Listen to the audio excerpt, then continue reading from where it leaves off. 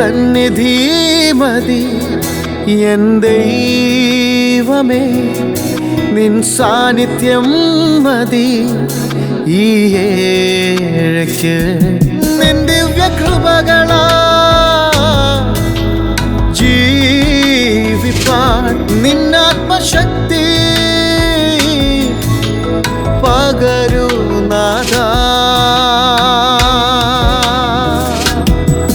നിന്നാശിഷം ചൊരിയുക എന്നിൽ, നിന്നാശിഷം ചൊരിയുക എന്നിൽ.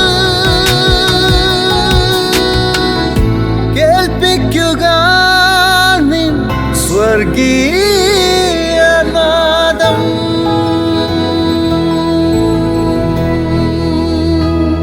സ്വർഗീയനാദം ശ്രവിക്കുന്ന എല്ലാ മാന്യ സ്നേഹിതർക്കും പ്രഭാതവന്ദനങ്ങൾ അറിയിക്കുന്നു. ഒരു ദിവസം കൂടെ കാണുവാൻ ദൈവം നമ്മുടെ ആയുസ്സിനെ ദീർഘമാക്കി തന്നതിനായി ദൈവത്തിന് നന്ദി പറയാം. എല്ലാവർക്കും ഇന്നത്തെ ദിവസം അനുഗ്രഹമാകട്ടെ എന്ന് ആശംസിക്കുകയും പ്രാർത്ഥിക്കുകയും ചെയ്യുക. നാം ഇന്ന് കാണുന്ന ഈ പ്രപഞ്ചം ഏതെങ്കിലും നിലയിൽ അവസാനിക്കുമോ? നാം കാണുന്ന ഈ ആകാശവും നാം അധിവസിക്കുന്ന ഈ ഭൂമിയും ഏതെങ്കിലും ഒരു സമയത്ത് നശിക്കുമോ? ഈ ചോദ്യങ്ങൾ പലരും ചോദിക്കാൻ തുടങ്ങിയിട്ടുണ്ട്. ലോകത്തിൽ ഇന്നേ വരെ കണ്ടുപിടിച്ചിട്ടുള്ള ഏറ്റവും വലിയ കണ്ടുപിടുത്തങ്ങളിൽ അഗ്രഗണ്യരായിരുന്ന രണ്ട് ശാസ്ത്രജ്ഞന്മാരാണ് ഐൻസ്റ്റീനും സർ ഐസക് ന്യൂട്ടണും. ഐൻസ്റ്റീൻ കണ്ടുപിടിച്ചത് ഊർജത്തെ സംബന്ധിച്ചുള്ളതായ നിർവചനങ്ങളാണ്. അദ്ദേഹത്തിൻ്റെ സിദ്ധാന്തത്തിൽ പ്രസിദ്ധമായിട്ടുള്ളത് ഇതാണ്: the energy cannot be produced but it can be transformed from one form to another. ഊർജത്തെ ഉൽപ്പാദിപ്പിക്കാൻ സാധ്യമല്ല, പക്ഷേ അതിനെ ഒരു രൂപത്തിൽ നിന്ന് മറ്റൊരു രൂപത്തിലേക്ക് മാറ്റിയെടുക്കുവാൻ സാധിക്കും. ഇത് വളരെ പ്രസിദ്ധമായിട്ടുള്ള ഒരു ശാസ്ത്ര തത്വമാണ്. സർ ഐസക് ന്യൂട്ടൺ വളരെ പ്രസിദ്ധനായ ശാസ്ത്രജ്ഞനായിരുന്നു. അദ്ദേഹത്തിൻ്റെ കണ്ടുപിടുത്തമെന്ന് പറയുന്നത് ഗ്രാവിറ്റേഷണൽ ഫോഴ്സാണ്, അതായത് ഭൂമിയുടെ ഗുരുത്വാകർഷണ ബലം. വളരെ പ്രധാനപ്പെട്ട കണ്ടുപിടുത്തമായിരുന്നു അത്. ഈ രണ്ട് ശാസ്ത്രജ്ഞരെയും ലോകത്തിന്, പ്രത്യേകിച്ച് ശാസ്ത്രലോകത്തിന് മറക്കുവാൻ സാധ്യമല്ല. കാരണം അത്രമാത്രം വലിയ സംഭാവനകളാണ് അവർ ശാസ്ത്രലോകത്തിന് സമ്മാനിച്ചിട്ടുള്ളത്. ആ രണ്ട് ശാസ്ത്രജ്ഞരും ഒരുപോലെ പ്രവചിച്ച ഒരു കാര്യമുണ്ട്. അത് മറ്റൊന്നുമല്ല, ഈ ലോകത്തിൻ്റെ അവസാനത്തെ സംബന്ധിച്ചാണ്. അവർ രണ്ടുപേരും ഒരുപോലെ പ്രഖ്യാപനം ചെയ്ത ഒരു കാര്യം: ഈ ലോകം 2060 അവസാനിക്കും എന്നത്രേ. അവരുടെ ശാസ്ത്രീയമായ ചില കണ്ടുപിടുത്തങ്ങളാണ് വാസ്തവത്തിൽ അവരെ ഈ നിലയിൽ ഒരു പ്രവചനം നടത്തുവാനായി പ്രേരിപ്പിച്ചിട്ടുള്ളത്. അതായത് 2060 ആകുമ്പോഴേക്കും ഭൂമിയിലേക്ക് പതിക്കുന്ന ഗാമ റേസിൻ്റെ വികിരണങ്ങൾ, അതുപോലെ തന്നെ ഭൂമിയുടെ മേൽ പതിക്കുന്ന അതിഭയാനകമായ ജിയോ മാഗ്നറ്റിക് കൊടുങ്കാറ്റ്, മറ്റൊന്ന് കോസ്മിക് ഡേഞ്ചേഴ്സ് ആണ്. ഇതെല്ലാം കൂടെ 2060 ആകുമ്പോഴേക്കും അതിൻ്റെ ഉച്ചസ്ഥായിയിലെത്തുകയും ഈ ഭൂമി തന്നെ ഇല്ലാതെയാവുകയും ചെയ്യും എന്ന് അവർ പ്രഖ്യാപനം ചെയ്തിരിക്കുകയാണ്. ഇന്ന് മിക്ക ലോകരാജ്യങ്ങളുടെയും കൈവശമിരിക്കുന്ന ആറ്റം ബോംബുകൾ ന്യൂക്ലിയർ ഫിഷനിലൂടെയും ന്യൂക്ലിയർ ഫ്യൂഷനിലൂടെയും ഉൽപ്പാദിപ്പിക്കപ്പെടുന്ന ഏറ്റവും ഭയാനകമായ അണുവിസ്ഫോടനത്തെ തുടർന്നുണ്ടാകുന്ന അളക്കുവാൻ സാധ്യമല്ലാത്തത്ര വലിയ ഊർജപ്രവാഹത്തിൻ്റെ ഉറവിടങ്ങളായിട്ടുള്ള ഈ ബോംബുകൾ വാസ്തവത്തിൽ ഐൻസ്റ്റീൻ്റെയും സർ ഐസക് ന്യൂട്ടൻ്റെയും പ്രവചനത്തെ സാധൂകരിക്കുന്നു എന്നുള്ളത് നാം സമ്മതിക്കേണ്ടതായിട്ട് വരുന്നു. ഇനി നമുക്ക് യാഥാർത്ഥ്യത്തിലേക്ക് വരാം. ഐൻസ്റ്റീനോ സർ ഐസക് ന്യൂട്ടനോ 2060 ഈ ഭൂമി അവസാനിക്കും എന്ന് പ്രവചിക്കുന്നതിന് നൂറ്റാണ്ടുകൾക്ക് മുൻപ് തന്നെ ദൈവവചനം ഈ കാര്യം വളരെ വ്യക്തമായി രേഖപ്പെടുത്തിയിട്ടുണ്ട്. വെളിപ്പാട് പുസ്തകം 21-ാം അധ്യായം 1-ാം വാക്യത്തിൽ നാം വായിക്കുന്നത് ഇങ്ങനെയാണ്: ഞാൻ പുതിയ ആകാശവും പുതിയ ഭൂമിയും കണ്ടു.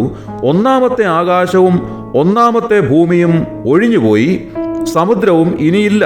തിരുവെഴുത്തിൻ്റെ മറ്റു ചില ഭാഗങ്ങളിലും ഇതേ കാര്യം തന്നെ രേഖപ്പെടുത്തിയിട്ടുണ്ട്. ഒരു കാര്യം വ്യക്തമാണ്: ഈ കാണുന്ന ആകാശവും ഭൂമിയും എല്ലാം അവസാനിക്കുന്നതാണ്. എന്നാൽ ദൈവവചനം ശാസ്ത്രകാരന്മാർ പറയുന്നത് പോലെ ഒരു തീയതിയോ സമയമോ നമ്മെ അറിയിച്ചിട്ടില്ല. എന്നാൽ ഇത് സംഭവിക്കുന്നതിൻ്റെ അടയാളങ്ങൾ നമുക്ക് തിരുവെഴുത്തിൻ്റെ വിവിധ ഭാഗങ്ങളിൽ നൽകിയിട്ടുണ്ട്. അതാണ് ലോകാവസാനത്തെ വിവേചിച്ചറിയുവാനുള്ള സൂചകങ്ങൾ എന്ന് തിരുവെഴുത്ത് പറയുന്നു. എന്നാൽ ഈ കാര്യം സംഭവിക്കുന്നതിന് മുൻപ്, അതായത് ലോകം അവസാനിക്കുന്നതിന് മുൻപ് കർത്താവായ യേശു ക്രിസ്തുവിൻ്റെ മടങ്ങി വരവ് സംഭവിക്കും എന്ന് ദൈവവചനം വളരെ വ്യക്തമായി നമ്മെ അറിയിക്കുന്നു. അവിടുന്ന് ആദ്യമായി ഈ ലോകത്തിലേക്ക് ഒരു മനുഷ്യനായി ജനിച്ചു വീണു. സകല മനുഷ്യവർഗത്തിൻ്റെയും പാപത്തിനു വേണ്ടി അവിടുന്ന് കാൽവറി ക്രൂശിൽ യാഗമായി അർപ്പിക്കപ്പെട്ടു. അവിടുന്ന് മരിച്ചു, അടക്കപ്പെട്ടു, 3-ാം നാൾ ഉയർത്തെഴുന്നേറ്റു. 40 നാളോളം അവിടുന്ന് ഈ ഭൂമിയിൽ 500-ൽ പരം പേർക്ക് പ്രത്യക്ഷനായതായി തിരുവെഴുത്ത് പറയുന്നു. അതിനുശേഷം അവിടുന്ന് സ്വർഗാരോഹണം ചെയ്തു. അവിടുത്തെ വാഗ്ദത്തം അനുസരിച്ച് തന്നിൽ വിശ്വസിക്കുന്ന ദൈവമക്കളെ ചേർക്കുവാൻ അവിടുന്ന് വേഗം വരുന്നു. ഇനിയും ലോകത്തിൽ സംഭവിക്കുവാനുള്ള ഏറ്റവും വലിയ കാര്യം ഇത് തന്നെയാണ്. ആ കർത്താവായ യേശുവിൻ്റെ മടങ്ങിവരവിൽ തന്നിൽ വിശ്വസിച്ച് മരിച്ചുപോയ ദൈവമക്കൾ ഉയർത്തെഴുന്നേറ്റ് ക്രിസ്തുവിനോട് ചേരുന്നു. അതേപോലെ തന്നെ ജീവനോടെ ശേഷിക്കുന്നവർ രൂപാന്തരപ്പെട്ട് ക്രിസ്തുവിനോട് ചേരുന്നു. അവർ നിത്യത മുഴുവനും കർത്താവിനോട് കൂടെ സ്വർഗത്തിൽ വാഴുന്നു. അല്ലാത്തവർ നിത്യന്യായവിധിക്കായും നിത്യദണ്ഡനത്തിനായും ഏൽപ്പിക്കപ്പെടുന്നു. പിശാചിനും അവൻ്റെ ദൂതന്മാർക്കും ദൈവം ഒരുക്കിയിരിക്കുന്ന നിത്യമായ നരകാഗ്നിയിലേക്ക് അവർ തള്ളപ്പെടുന്നു. മാന്യസ്നേഹിത, താങ്കളുടെ നിത്യത താങ്കൾ എവിടെ കഴിക്കും? ക്രിസ്തുവിൻ്റെ മടങ്ങിവരവിന് ശേഷമാണ് വാസ്തവത്തിൽ പുതിയ ആകാശവും പുതിയ ഭൂമിയും ഒക്കെ ഉണ്ടാകുന്നത് എന്ന് ദൈവവചനം പറയുന്നു. അങ്ങനെയാണെങ്കിൽ കർത്താവായ യേശുവിൻ്റെ മടങ്ങിവരവ് ഏറ്റവും അടുത്ത സമയത്ത് തന്നെ സംഭവിക്കും. താങ്കൾ ഈ ക്രിസ്തുവിൽ വിശ്വസിച്ച് പാപക്ഷമ ലഭിച്ച് ദൈവമക്കളായി തീർന്ന് ക്രിസ്തുവിനോട് കൂടെ എടുക്കപ്പെടുവാൻ ദൈവം താങ്കളെ അനുവദിക്കട്ടെ. ദൈവനാമം എന്നും എന്നേക്കും വാഴ്ത്തപ്പെടുമാറാകട്ടെ. ആമേൻ. പ്രത്യാശയുടെ പുത്തൻ പ്രഭാതത്തിൽ സ്വർഗപിതാവിൻ്റെ ഇമ്പസ്വരവുമായി സ്വർഗീയനാഥം, The Heavenly Voice.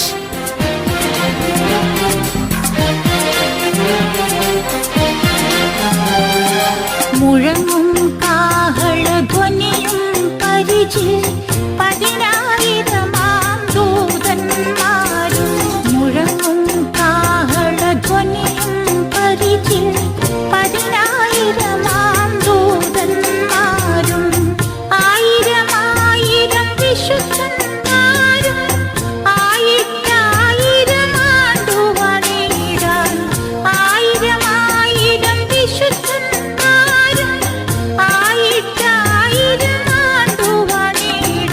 വരുന്നു പരമേശൻ ഈ പാരിൽ ഭരണം ഭരമേൽക്കാൻ. വരവിനായി തൻ വചനം പോൽ നീ ഒരുങ്ങിയിടുന്നുണ്ടോ? വരവിനായി തൻ വചനം പോൽ നീ ഒരുങ്ങിയിടുന്നുണ്ടോ?